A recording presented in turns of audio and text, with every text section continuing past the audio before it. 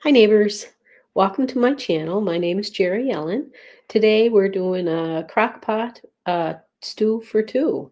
So I hope that you enjoy it. So let's get into the kitchen.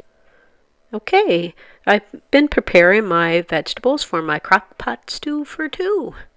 Delicious. Gran got me this little crockpot for Christmas and I absolutely love it. I think you could probably do this in a larger crockpot. I don't think that would matter. In my hand here I have what I call turnip, but you may call it rutabaga. But where I'm from, we call it turnip. And I love turnip in my stew, so I got that. A rib or two of celery. One rib of celery is enough. I have one and a tiny piece that I'm going to be dicing up here, cutting up here. I'm slitting it a bit to get my tiny pieces. I don't want it too big. You don't have to make them super small, but I find they take a bit not to be crunchy in your stew, so I'm making them kind of small. So I'm just going to dice those up.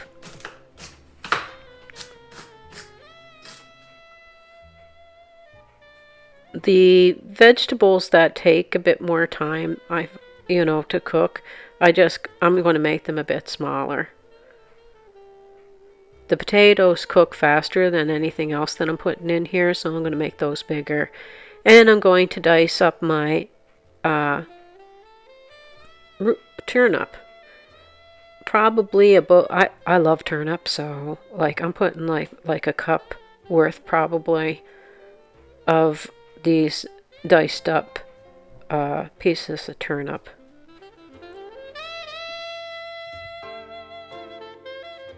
I actually made this stew probably a week or two ago, but I was trying to save it to collect a few crockpot recipes to put in one video, but it seems that I start doing other stuff or I get interrupted or things come up, and I only got 2 crockpot recipes made in the last 2 weeks. It'd take me 4 weeks to get the recipes out to you. So that's why I do one at a time. I think I like to put more than one in it, unless I start doing sort of meals of the week and what I cooked that week or something. I have no clue. So just subscribe, and it's a surprise for me, and it can be a surprise for you what I do. Right now I'm just slicing up one large carrot. I find carrots take a bit of time in the crock pot to get tender, so I'm slicing them kind of thin, but you don't want them paper thin. I'm hoping that zooming in here you kind of get an idea of the size. And then I'm going to get my potatoes, and I'm going to make them into chunks basically. I wouldn't really dice these up because I find that these will cook a lot faster, but you don't want them to disintegrate, so just big sort of chunky cuts of potato.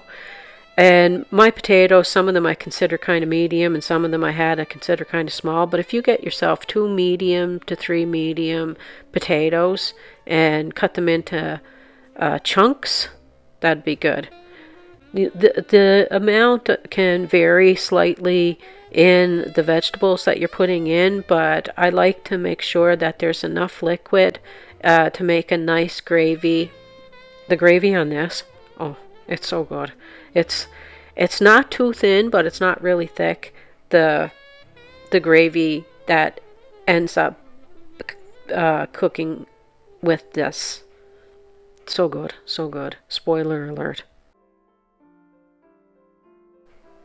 Now I'm just going to throw some of these in my crock pot and make some room on my cutting board and go grab my stewing beef because I want to mix the stewing beef throughout to give the it's so flavorful. Anyway, get a half a pound of stewing beef, and I'm just squeezing some of them down to the bottom and around the vegetables that I put in, and then I'll put more vegetables in and put more meat in, and I have a small onion there that I want to dice up, and I'm going to get the goodies to pour over it. So delicious. I just went and washed my hands so I can put the pot over to where the camera is at. and so that you can see what I'm doing a little bit better. Wash my hands again, and I'll come right back over and get that onion and other goodies going. Dice this up. You want to know what? You can brown your beef a little bit, like dust it in flour, put some oil in a pan and brown it a little bit, and then before you put it in there, you can even saute some of this stuff if you want it before you added it to your crock pot.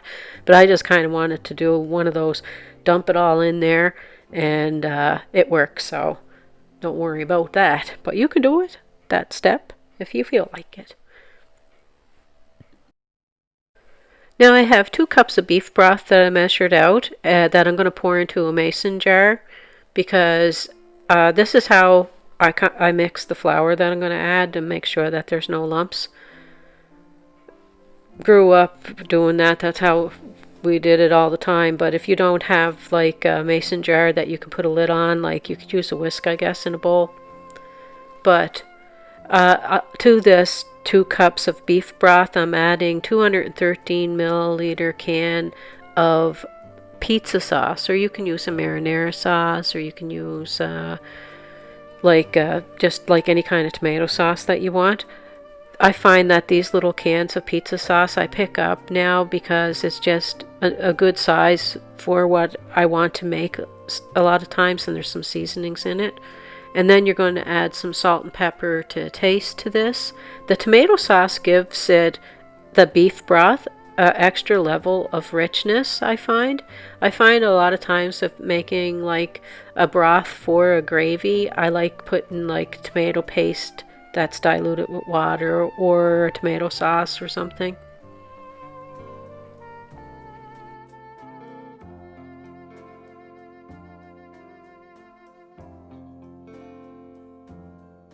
And now I'm going to add a teaspoon of paprika.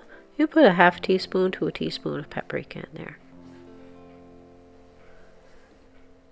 And I'm going to add a half a tablespoon of a minced garlic. Put that in there. And now I'm going to add some flour to this. I added 2 tablespoons of flour, and I decided like later on that really for this much liquid for a gravy instead of like just a sauce, put 3 or 4 tablespoons of flour. So I ended up making a little slurry and adding that off camera so that I could have like at least 3 to 4 tablespoons of flour. And I added a teaspoon of summer savoury, or you can use thyme. I like summer savoury. From back home we always had it, so that's what I do. And shake up your mason jar really good so you don't end up with a lumpy gravy, and you're going to pour it all over the top of this.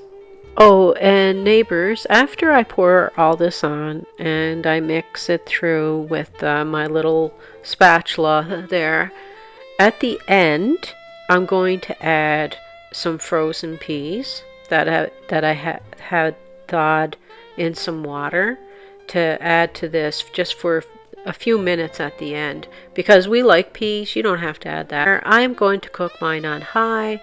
Your crock pot may be a lot different from this little crock pot. I have a couple of crock pots, and every one of them seem to have this like way different cook times. This little one seems to take a bit of time to cook anything in. Another one of mine, this would cook up a lot faster. Another one of mine, I don't know, it's always different. So I'm just going to give you what it took mine, just so that you have an idea of how long it could take.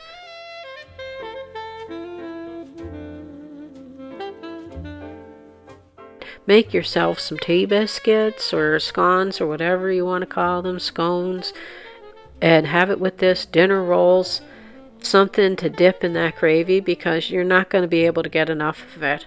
It is so good. I hope that you do get a chance to give this recipe a try.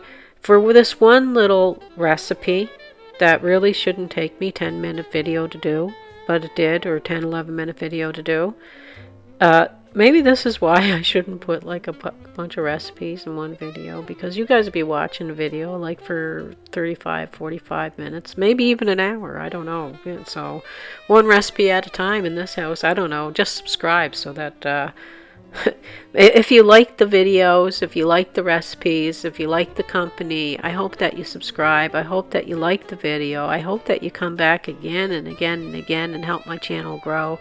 Share it out. Leave comments. It helps to leave a like. It helps to leave comments, and it helps to share it out.